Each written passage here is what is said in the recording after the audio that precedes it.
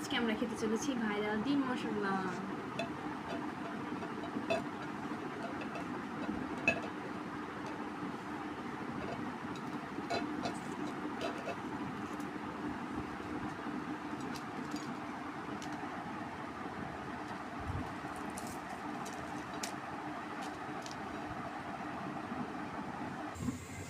এখন ডিমগুলোকে 15 মিনিটের জন্য সিদ্ধ করে নেব।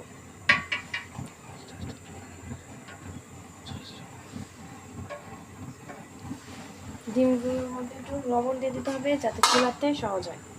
15 মিনিটের জন্য সিদ্ধ করে নেব।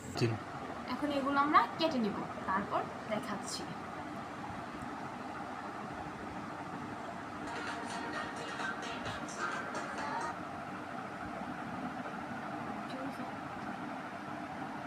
এবার আমরা এখন এইগুলোকে সব মাখিয়ে নেব।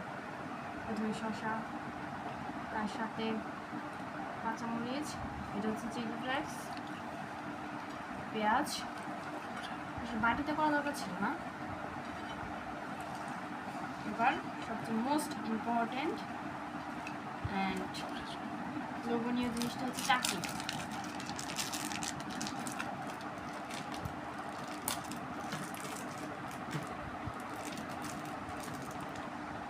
এবার চাটনিটা দিয়ে দিচ্ছি। চাটনি আরেকটা ব্যাপার ছিল না, এখানে অনেকে চাইলে কাসুন্দি অ্যাড করতে পারেন, কিন্তু আমার কাসুন্দি ভালো লাগে না, ফ্রিজে আছে তাও নিব না। কাসুন্দি ভালো লাগে না, কোনো দিনই। চাটনি নেওয়া শেষ, এবার দিয়ে দিলাম সস।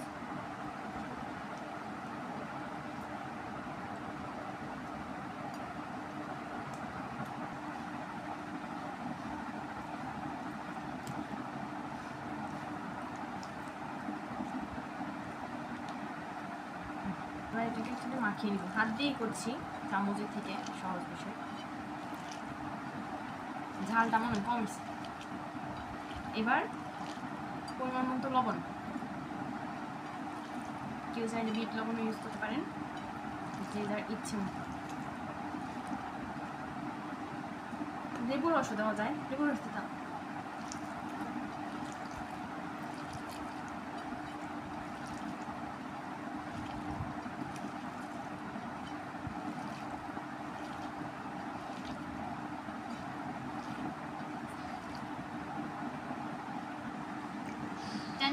শেষ আমাদের এই ভাইরাল ডিম রেসিপি। অবশ্যই চেষ্টা করে দেখবেন। টাটা।